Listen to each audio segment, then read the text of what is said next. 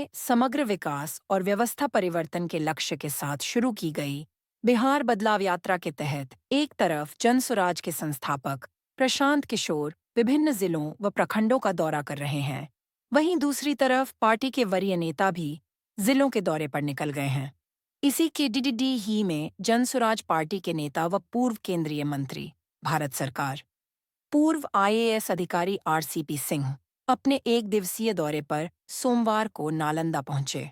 मुख्य अतिथि के तौर पर आमंत्रित RCP सिंह मिलिन किसौ आए नालंदा विधानसभा क्षेत्र के मोहनपुर में पार्टी के नेता प्रियदर्शी अशोक द्वारा आयोजित बिहार बदलाव संवाद सभा को संबोधित किया। यहां हजारों की संख्या में स्थानीय लोग और संगठन के नेता मौजूद रहे।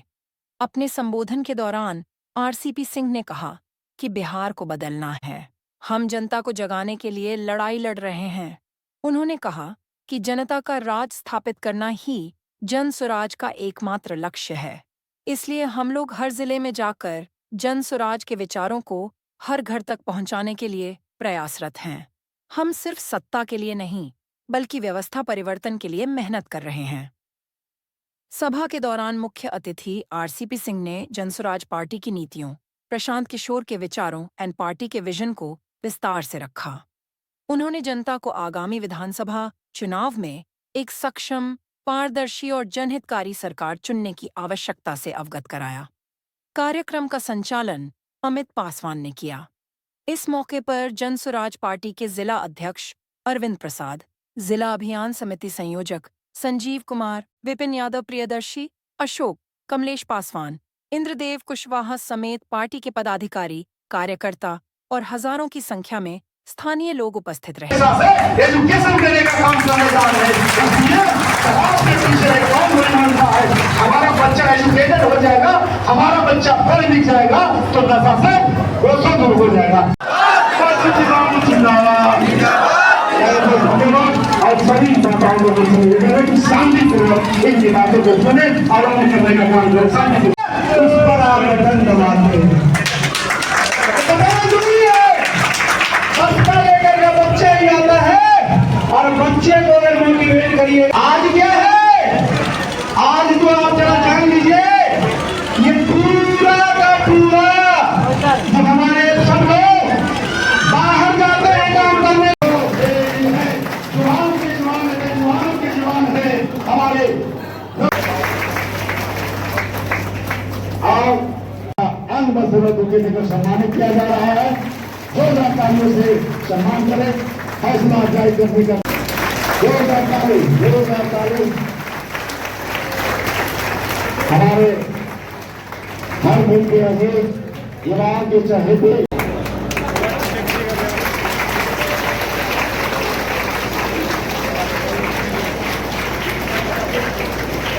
जैसा कि आप देख रहे हैं, बदलाव तो सबसे पहले शिक्षा में लाना होगा, क्योंकि हमने एक एक घर डोर टू डोर घूम रहे हैं। अभी तक 245 गांव घूम चुके हैं और देख रहे हैं कि बच्चे यहाँ पढ़ नहीं रहे हैं और अगला जनरेशन जो भी आने वाला है वो भी उन्हीं की तरह एक जनरेशन बर्बाद हो रहा है। इसलिए सबसे पहले तो शिक्षा के लिए हम लोग काम करेंगे सबसे ज़्यादा, और शिक्षा जब हो जाएगा तो शिक्षा ही एक पूंजी है जिससे आप कहीं भी कुछ भी कर सकते हैं। आप नालंदा विधानसभा क्षेत्र से भावी उम्मीदवार बताए जाते हैं, कैसे डील करेंगे नालंदा को? हाँ, अगर हमारी पार्टी हम पे बिलीव करेगी, हम पे ट्रस्ट करेगी तो हम लोग देखेंगे, कोशिश करेंगे। श्रवण कुमार यहाँ ग्रामीण मंत्री रह चुके, इनका गढ़ भी है। ठीक है, सरपंच चाचा का गढ़ है, जरूर है, लेकिन हम लोग भी जदयू में ही थे बहुत पहले से। लेकिन जदयू बेचारे जितने जदयू खर्च करता है उनके बेचारे की हालत बहुत खराब है। आज का संवाद कैसा रहा? उनका हालत इतना खराब है कि किसी भी कार्यकर्ता को मौका नहीं मिलता, बस एक ही लोगों को रिपीट किया जाता है। और अब युवा के लिए क्षेत्र में युवा की बहुत ज़्यादा ज़रूरत है और युवा सोच होनी जरूरी है। आज संवाद में कौन चीफ गेस्ट? भाई ये तो निर्णय नीतीश बाबू को लेना है कि उनके बाद उनके दल में कौन उनका उत्तराधिकारी होगा, उस पर हम क्या कर सकते हैं। अभी जो बिजली की बात कही जा रही है, जो 22 घंटा मिल रहा है, उनके जो माफ किया गया है, हो सकता है कि 12 घंटा बिजली मिले। 12 12 घंटा भी मिलेगा तो आप उनको धन्यवाद दीजिएगा। क्योंकि इस बिहार में मैंने बताया ना, 1976 में पूरे बिहार में विद्युतीकृत हुआ था पूरा बिहार। और मैं तो बताया कि मैं पढ़ता था उस मौसम स्कूल में, कभी बिजली जाती नहीं थी, सब जगह तांबे का तार हुआ करता था। उसके बाद जब बिजली फ्री करने की बात आने लगी, धीरे धीरे 80-90 के दशक में पूरी बिजली खत्म हो गई। तो बिहार की जनता ने तो नीतीश बाबू को दरखास्त लगाया नहीं था कि हमको 125 यूनिट माफ़ कर दीजिए। बिहार की जनता, बिहार के किसान क्या चाहते हैं कि उनको बिजली की बिल्कुल आपूर्ति 24 घंटे हो। और अभी इस हॉल में आपने देखा हमारा कार्यक्रम 1.5 से 2 घंटा चला और 6 बार बिजली गई है। तो मैं तो लाइटर वेन में कह रहा हूँ कि नीतीश बाबू ने इसलिए 125 यूनिट माफ़ किया है कि जब बिजली आएगी नहीं तो मीटर में कहाँ से वो यूनिट उठेगा, और जब यूनिट ही नहीं उठेगा तो बिल कहाँ से देगा। तो बिजली जब आएगी नहीं तो बिल की बात ही कहाँ से आएगी। बिहार कृषि प्रधान राज्य है, बावजूद किसानों के लिए कुछ नहीं किया गया। ये वहाँ उपभोक्ता की बात की गई, बिजली की हो या किसानों की, किसान क्रेडिट कार्ड की, तो क्या लग रही है आपकी जनसुराज पार्टी किसानों के लिए काम करेगी? देखिए एक बात जरा समझिए, किसी भी देश में या किसी भी अर्थव्यवस्था में जब शुरू का काल रहता है ना तो कृषि प्रधान रहता है, और धीरे धीरे जैसे जैसे उस अर्थव्यवस्था का विकास होता है, उस प्रदेश का विकास होता है, तो क्या होता है, सर्विस के सेक्टर में ज़्यादा रोजगार मिलता है, मैन्युफैक्चरिंग के सेक्टर में ज़्यादा रोजगार मिलता है, और कृषि पर लोगों की आत्मनिर्भरता कम तो जाती है। लेकिन बिहार के साथ ये बड़ा दुर्भाग्य है कि आप देखिए भारतवर्ष में करीब 50% लोग खेती पर आधारित हैं, लेकिन बिहार में वही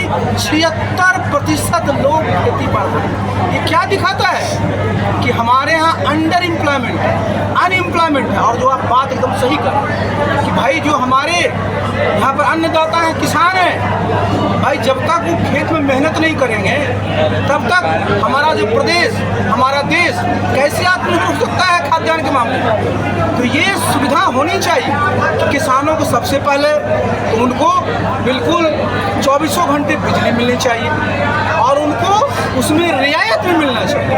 अब आप देखिए 3700 करोड़ रुपया नीतीश बाबू भुगतान करेंगे, किसको करेंगे, बिजली बोर्ड कि भाई 125 यूनिट को हमको माफ करें। फायदा किसको होगा, बिजली बोर्ड। लेकिन किसानों को आपने सही कहा, क्योंकि जो आमदनी खेती से होनी चाहिए, जब तक खेती का डाइवर्सिफिकेशन नहीं होगा, जब खेती का व्यवसायिक नहीं होगा, जब हमारे लोगों को उचित मूल्य नहीं मिलेगा, और यही जनसुराज का है भाई, हम लोग अपना जो हमारा कृषि है उसको डाइवर्सिफाई कराएंगे। हमारे जो किसानों को है पेंशन मिलेगा, हमारे जो किसान है वो 60 साल से ऊपर होंगे पेंशन मिलेगा। मंत्री विधायक क्रेडिट कार्ड से जो ग्रसित किसान है, आप जरा समझिए, किसान क्रेडिट कार्ड का हमेशा जो है चलता रहता है मांग। और ये बात आप समझिए, आप क्रेडिट देते हैं कि भाई किसान को उससे फ़ायदा होगा। पता चला कि क्रेडिट लेने में बैंक से काफ़ी उनकी मेहनत लग जाता है, काफ़ी जगह वहाँ भी कट हो जाता है, किसान पे तबाह हो जाता है, उसके ऊपर न तो उसका कोई फ़ायदा होता है बल्कि और भी कर्जदार बन जाता है, और इसीलिए उसको आत्महत्या करता है। नीतीश जी कहते हैं क्राइम दर घटा है, नीतीश जी का कहना है क्राइम दर घटा है, क्या अपराध घटा है। भाई मैंने कहा ना, मैं तो इस बात को मानने को तैयार ही न हूँ कि आज बिहार में नीतीश बाबू बिहार के मुख्यमंत्री हैं। मैं इसलिए नहीं मानने को तैयार हूँ कि मैं उनके साथ इतने वर्षों तक काम किए थे। और बिहार में नीतीश बाबू जब 2005 से और 2010 में जो मुख्यमंत्री थे, उसमें अपराधियों का हौसला का क्या हाल था, एकदम बुलंद था। किसी की हिम्मत थी पटना में दिन दहाड़े हत्या करने, किसी की हिम्मत थी कि भाई अस्पताल में घुस करके अपराधियों की हत्या करने। कौन डाटा पर जाते हैं, डाटा से ज़्यादा तो जो सड़क पर हो रहा है वो देखिए। लोगों के मन में भय है, लोग डरे हुए हैं, और लोगों को ये लग रहा है कि वो जब तक सुरक्षित हैं तब तक ही उसकी कोई हत्या नहीं करता। बिहार में बढ़ते हुए अपराध को यहाँ नहीं लगा बिहार तो बता दो रहे, यहाँ चर्चा किस बात की होती है। चर्चा किस बात की होती है? कभी फैक्ट्री की चर्चा होती है, कभी अगड़ा पिछड़ा की बात होगी, कभी जातीय जनगणना की बात होगी, कभी पता नहीं क्या क्या चीज़ की बात होगी। और जहाँ से उद्योग धंधा लगना है, उद्योग लगने हैं, उसकी चर्चा ही नहीं करते हैं, क्योंकि उसको करने के लिए मेहनत करना पड़ेगा, जो लोग जानना करना नहीं चाहते। अब बिहार में बढ़ते हुए अपराध को राबड़ी देवी ने नीतीश कुमार को जिम्मेवार ठहराया, इस पर क्या कहें? इसमें कोई दो मत नहीं है। अगर बिहार के वो मुख्यमंत्री हैं, मैं तो बोल रहा हूँ, मैं तो हमको लगता है वही नहीं, अगर रहते तो इस प्रकार की घटना नहीं घटती। वो मुख्यमंत्री हैं, गृह मंत्रालय उनके पास है, तो इस प्रकार की घटनाओं में अगर बढ़ोतरी हो रही है, इस प्रकार की घटनाएं हो रही हैं, तो इसके लिए कौन जिम्मेवार हो? जिम्मेवारी उनको लेनी पड़ेगी ना।